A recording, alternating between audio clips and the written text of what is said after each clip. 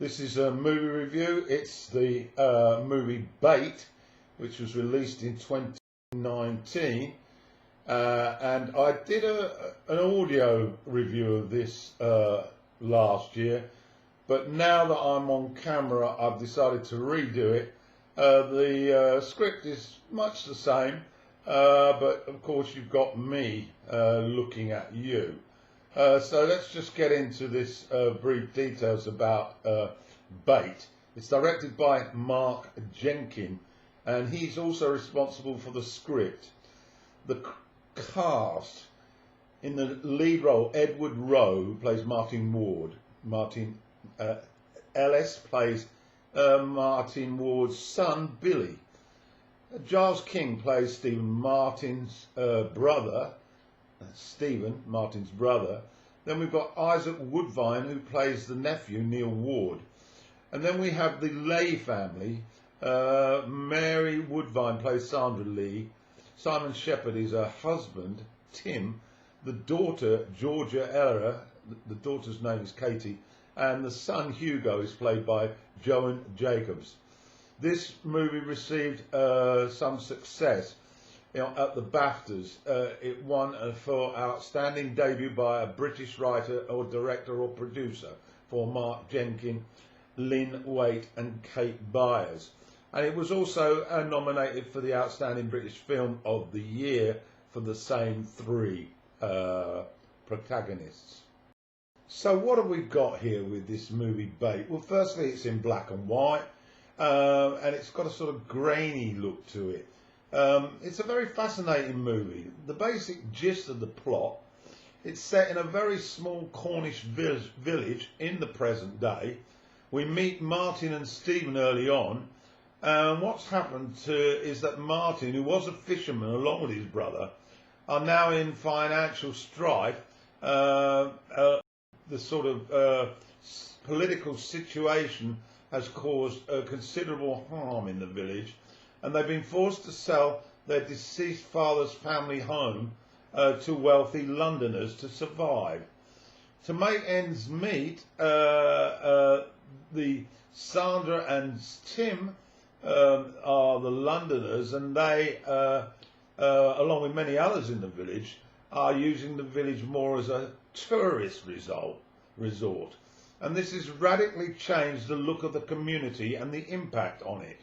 We're particularly focused on Martin, who doesn't go along with his brother's idea to use their boat to ferry tourists up and around the cove as a tourist trip.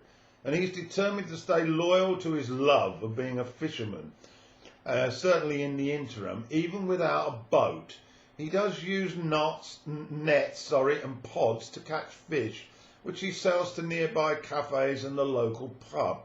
They are sold at quite a high price to meet his own expenses, and he's had to relocate, of course, a little way from the family home.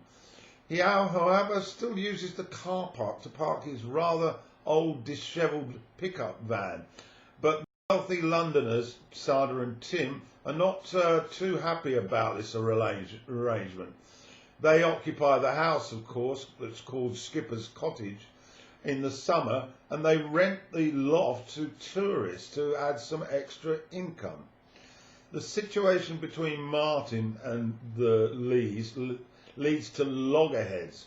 Martin retains an extreme anger over having to sell his family home, and constant battles emerge midway through the movie when Martin's pickup is clamped in the car park adjoining the houses used by the Leighs.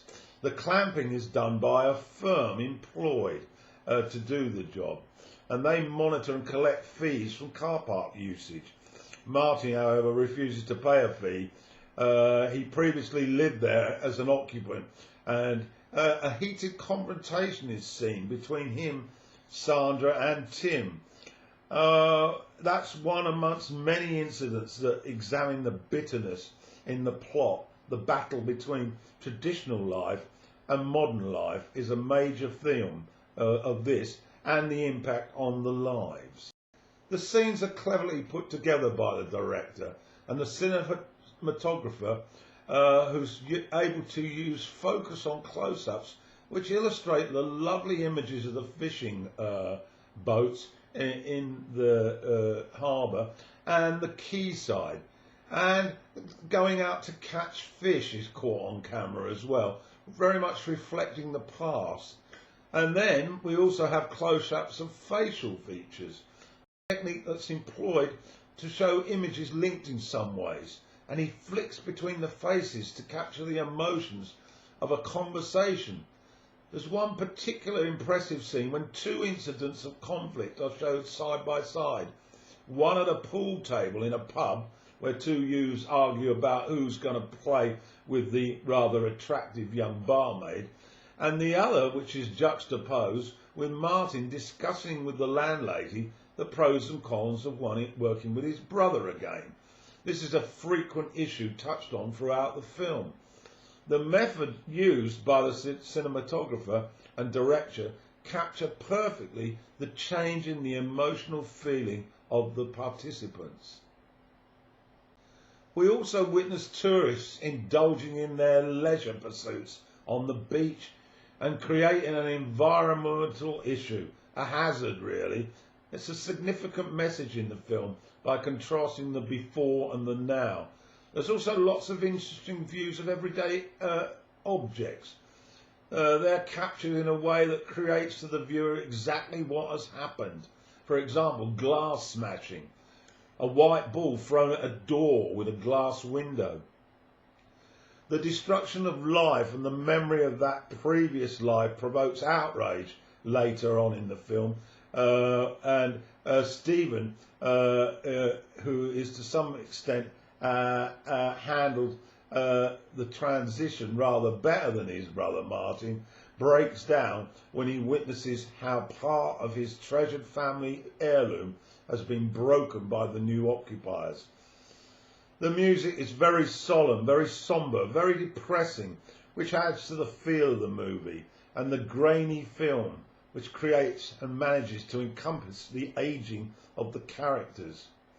And the fact that we're comparing the before and the now. I actually found that this arty indie style had certain similarities with early Ben Wheatley directed material. Overall, I found this movie extremely impressive. It's probably not going to be seen by many, which is a shame, but I give it a 5 stars and suggest you get to watch it.